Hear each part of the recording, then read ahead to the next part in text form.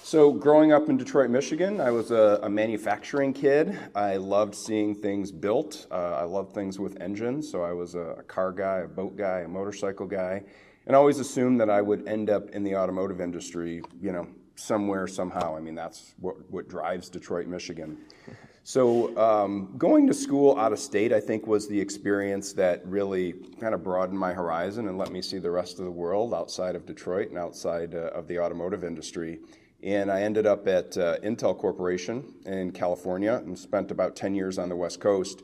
And that's what really sort of gave me this opportunity to see how a really large, very capital-intensive manufacturing organization operates.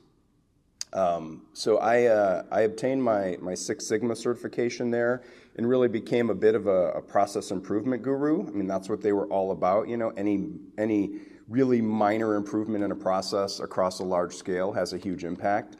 So I rode that train for quite a while through Intel and in various supply chain and manufacturing roles, into Whirlpool, into Bank of America, and really enjoyed being part of really large scale program or process improvement work.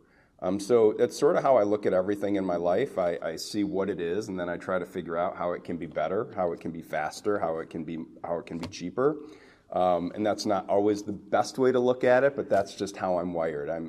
It's impossible for me to look at something and just be satisfied with where it is. I've always got to figure out a way to make it a little bit faster, run a little bit better, run a little bit leaner.